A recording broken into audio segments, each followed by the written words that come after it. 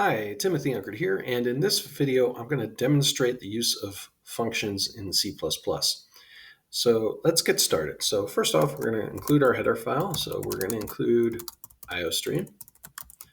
And secondly, we're going to let the program know we're using the standard namespace by typing using namespace std with a colon afterwards.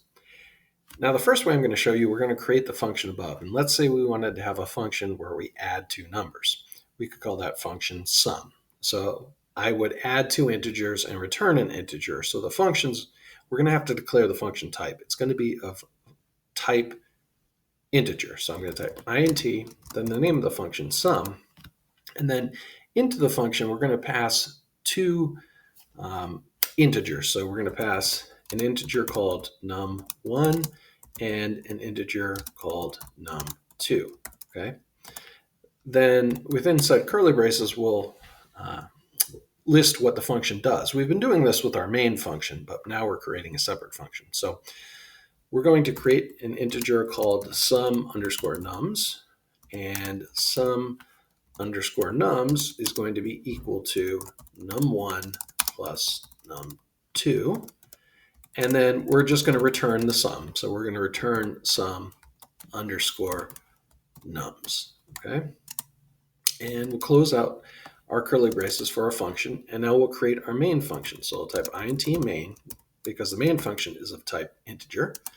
And we're not passing anything into the main, which is why we just have the open and closing parentheses without anything into it. And we're going to create our two integers. First, we'll declare them, num1 and num2. And let's say num1 equals 5 and num2 equals 7. So now we'll print to the screen this function, and we'll call the function by typing the function name. And then the two integers we're going to pass in, num1 and num2. And then we'll end that line. And at the end of our main function, we'll just simply return 0. Okay. All right. So now what we're going to do is open up eShell. And we'll compile this with G++, the name of the file, which is functions.c++, a -o for output. And then I'm just going to call this functions as our output. Hit enter. Okay, everything compiled well. So now let's run it by doing a period / and then the name of the file functions. And we see we get 12. Okay. Now we can also take this function here and we can move it below the main function, but we have to use a function prototype. So I'm just going to go down here and cut this and then go to the end here and paste it down below. But now above, I need to use a function prototype.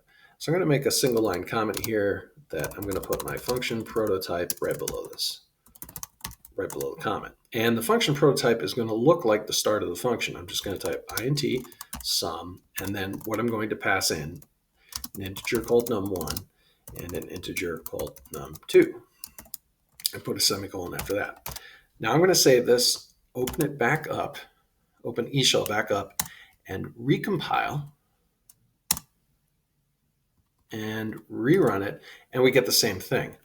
Now, if I didn't have that function prototype, so let me go to the beginning of this line and get rid of this line.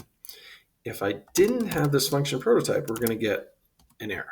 All right, so I'm going to go back and recompile, and we get this compilation error, and it basically says sum was not declared in the scope. So I have to declare the sum function either above the main function that I'm calling it from, or I have to have a function prototype.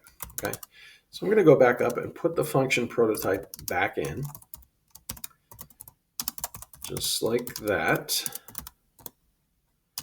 And there's one more thing I want to show you. Now, I don't necessarily have to pass in num1 and num2. I just have to pass in two integers. So I'm going to get rid of these first three lines here.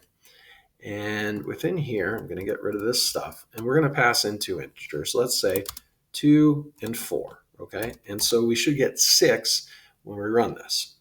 Okay, so I'm going to open back up the terminal, recompile, and I probably forgot a semicolon, which I did. Okay, let's Let's do that again.